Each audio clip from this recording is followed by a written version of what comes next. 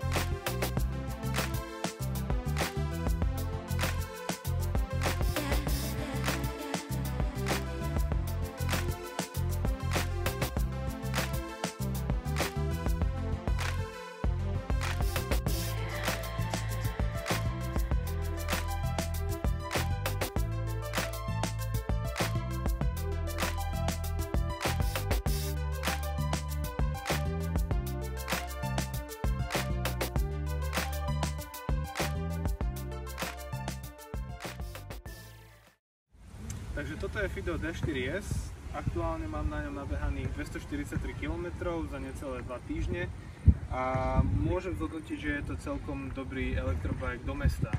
Vyslovene do mesta podotýkam a zdôrazňujem aj hlavne kvôli tomu, že nemá to odpruženú vidlicu, ani prednú, ani zadnú, čiže tie nárazy je tam dosť cítiť a hlavne ide o to, že je to sklápacie bicykel. Sklápa sa na 4 miestach, sklápa sa tu, tu a ešte aj toto, čiže dokonca na 5 miestach.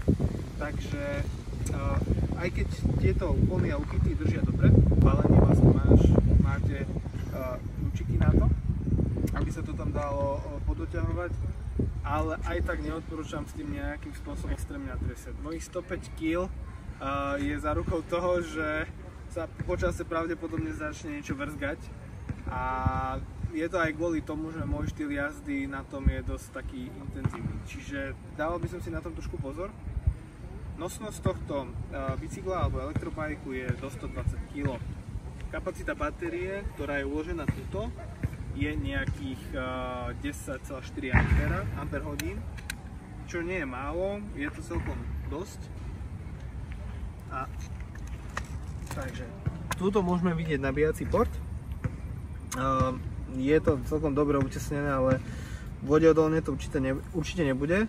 Veľa z vás sa pýtalo na to, že či batéria je vymieniteľná. No, vyzerá to, že možno aj áno, ale jedine ak nie je to napísané v popise výrobku, že by to malo byť. Takže tu si nie som 100% istý, čo by som povedal, ale pravdepodobne vymeniť tú batériu sa bude dať.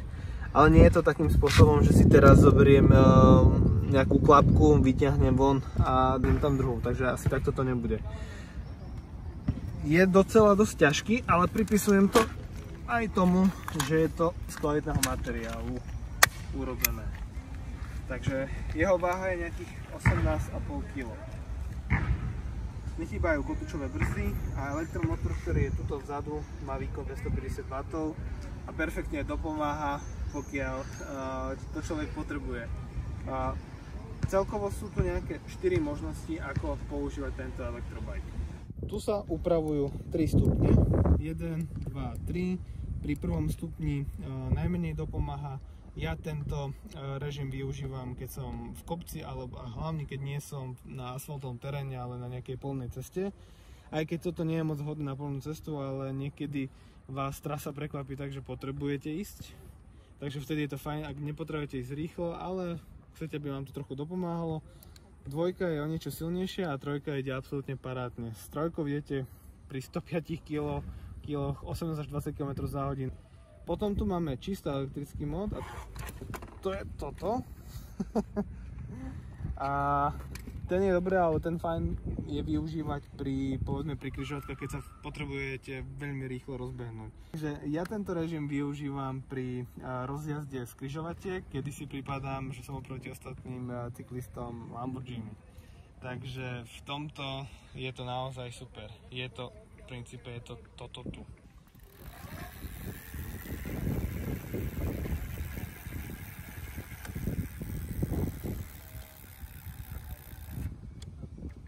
D4S môže byť naozaj elektrobike do mesta, do väčšieho, do menšieho, medzimesto, pokiaľ sa vám to hodí.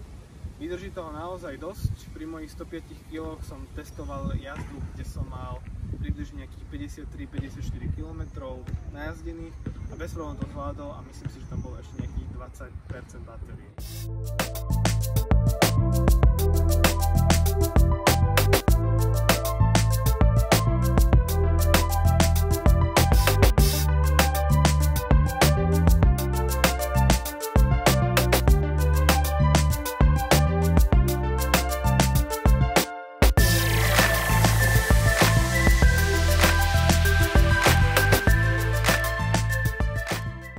Som ale tomuto bicyklu vytkol, je hneď prvá vec a to je to, že to nemá blatníky, takže som musel kúpiť a zahrať sa na klampiara, povyhnať to a dať to dokopy.